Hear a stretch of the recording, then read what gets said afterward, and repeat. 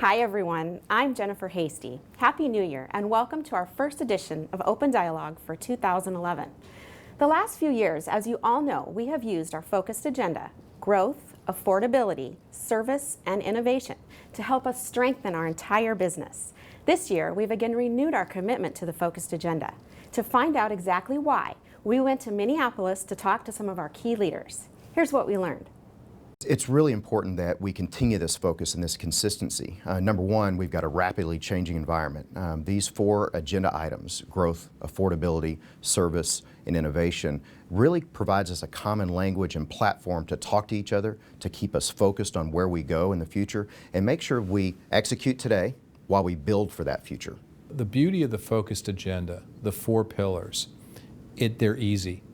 They're easy to get in touch with, they're easy to stay involved with, they're easy to keep at the forefront of how we conduct our business day in and day out. It's important to preserve those same themes because they're enduring themes. So, and I say enduring because they're foundational, they're fundamental to what we do as a business. At the end of the day, when you think about growth, a lot of time people try to think about that in terms of a sales force.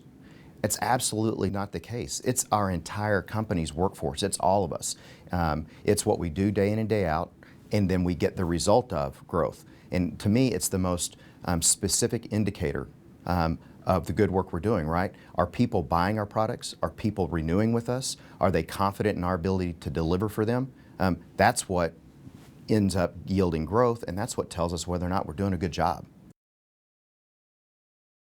When you cut through and look at affordability, it comes down to a whole host of decisions, both big and small, that we make every day as employees. And those translate through to whether or not our products are affordable for the consumers that we serve.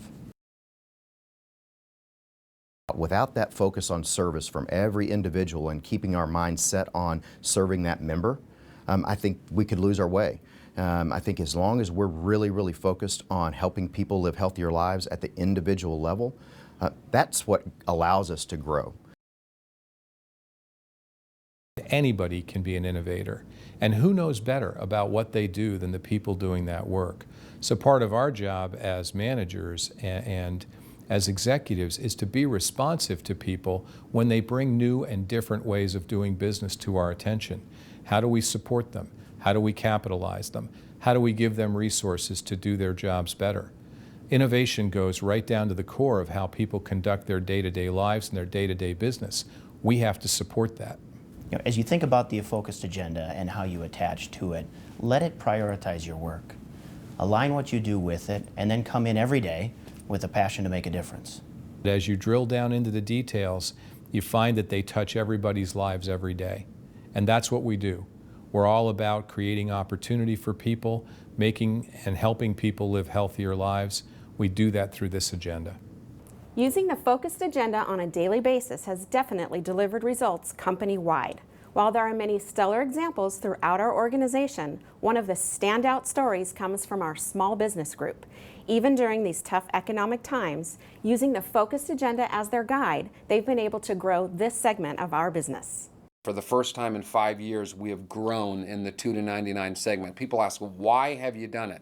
And I think a number of reasons. Number one, I think we've gotten very good at renewing business. We've got a ways to go, but we have really developed relationships with our key constituents to increase persistency. I think our service has gotten so much better the last 5 years.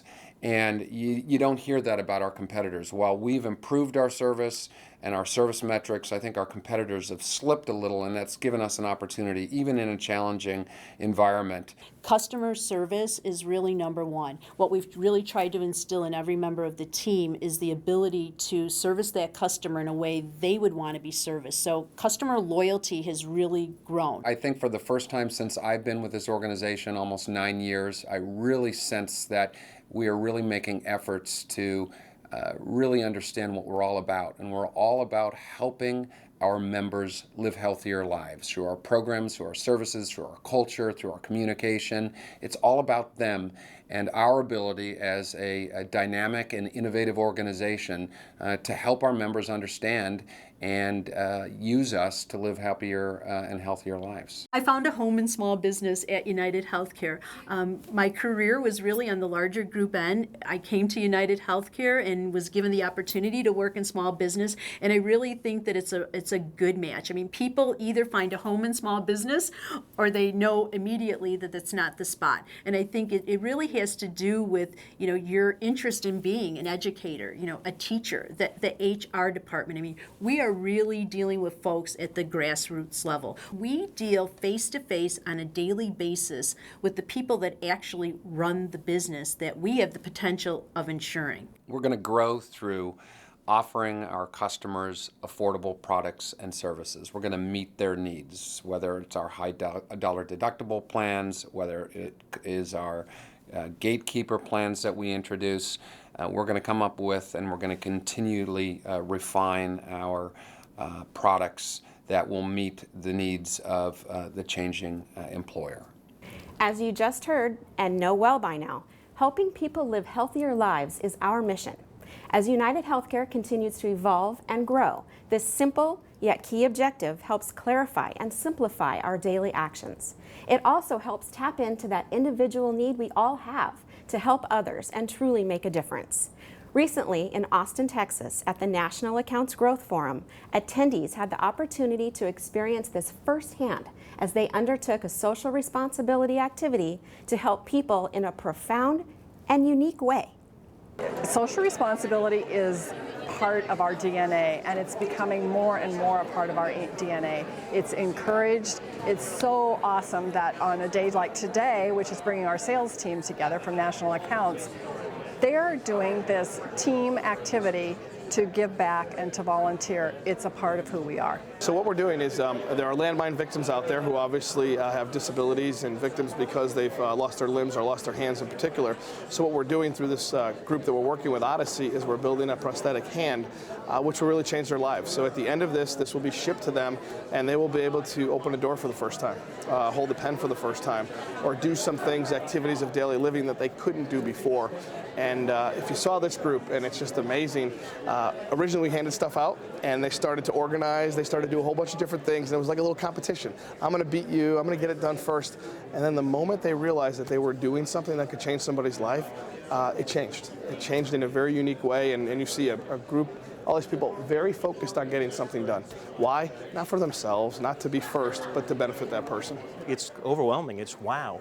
I mean, you are here as somebody that has, had something traumatic, something very traumatic happen to their life, and you're going to help them. I mean, it's going to give them, it's going to change them. And that's a lot of what we're trying to do in the world is change companies, change people, and that's a dramatic change. I mean, that's a personal change. The United Healthcare mission is we help people live healthier lives, and building this hand is just an incredible way to make that come to life.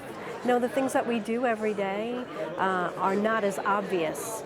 That they impact people, but it's not as obvious when you go about your daily business of programming systems and obtaining information and working with our clients. We know we're touching people, but this is truly touching people, so it's awesome.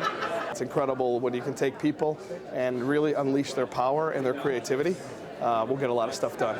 So, yeah, I think also an important part is tying what your work you do to a mission just changes everything. And our mission is just such a fantastic one in our company.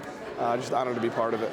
It's just not about what's in it for United Healthcare. It's what's in it for the populations that we serve and other lives that we can touch and improve. Giving back, volunteering, helping others in need. These are all part of our culture at United Healthcare, a culture that is being defined by integrity, compassion, relationships, innovation, and performance.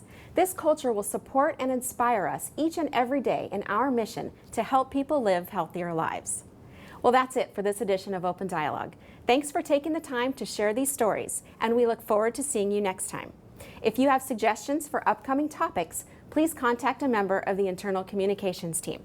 See you at the next Open Dialogue.